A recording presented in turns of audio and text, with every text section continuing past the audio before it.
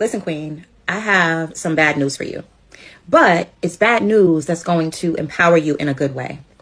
The thing is, anytime you are moving from fear in your search for love, love is going to elude you. You're not going to find love in the places and spaces that you end up. You are only going to find more fear, and more fear is going to be created. So it's important for you to understand that if you are afraid of men, if you are afraid of being hurt, if you are afraid of being cheated on, if you are afraid in any way in your search for love, you are not ready for love itself.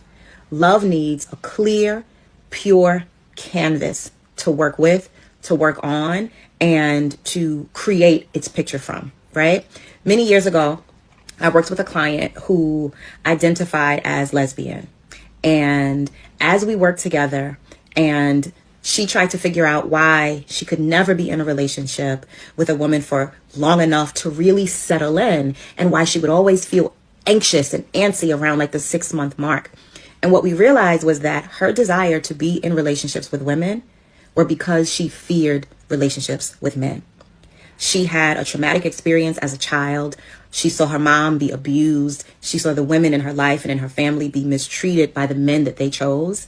And so somewhere in that trauma, her childhood mind decided that it would be safer to be in relationships with women because being in relationships with men would lead to violence and lead to pain and lead to danger.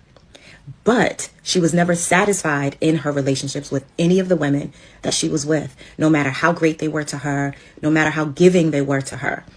And she had to take a step back, to backtrack, to really resolve the fear and the anguish that she felt around being in relationships with men before she would be able to move forward in a relationship with a man or relationship.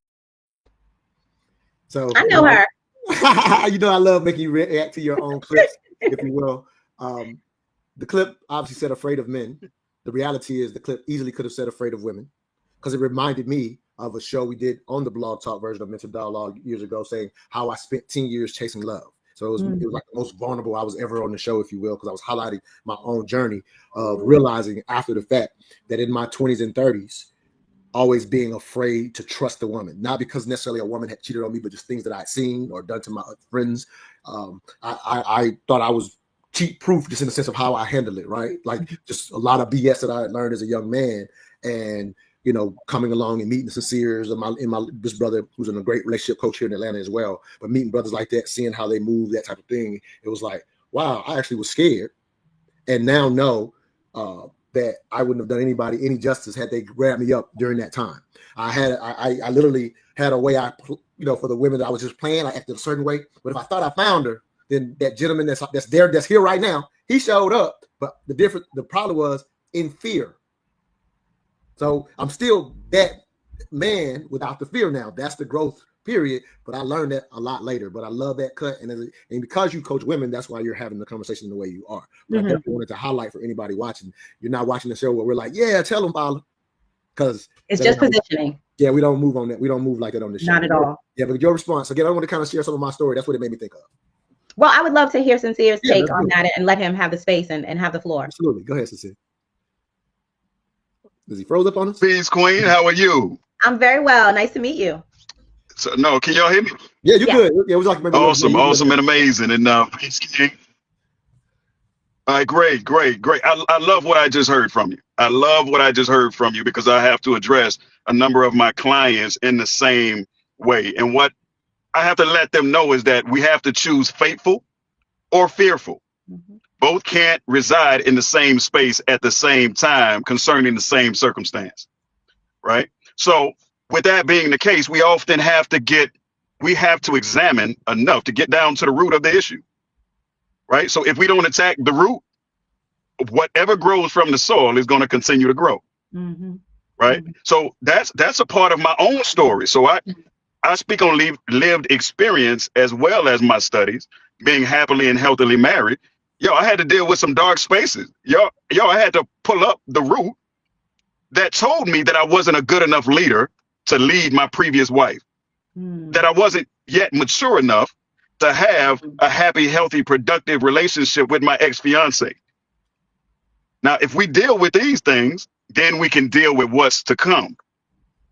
right? So that's what I have to say to get us kicked off. What are y'all's thoughts? Mm-hmm. So I love that we're on the same page and aligned from the different perspectives, because it is important for me in my coaching and my work with clients who are women. This is not about creating divisiveness between Black men and Black women. It's about having honest conversations that bring us together and holding women accountable, right? Because we can run from accountability a lot of the times, but doing it in a way that's empowering. And so much of the things that we choose and create in our lives come from this pattern of fear, especially when it comes to Black women. We are achieving more and building more and doing more because we're afraid of being disappointed. We don't want to have to rely on anyone, all the things that we've seen. So to your point, Sincere, it is exactly about getting to the root of everything before you can grow anything. No, I love it. So I'm going to do a share screen here. I want to share this because I was going to play it on the screen, but it's kind of small. So just give me a second for everybody watching. I'm going to do a quick share. And it has some music, but I'm going to try to talk through the music and share some thoughts. We're going in a completely different direction, but it's very current, what I'm about to show here. So let me see. Share screen. All right, let's see. Instagram. Not that one. I think it's this one.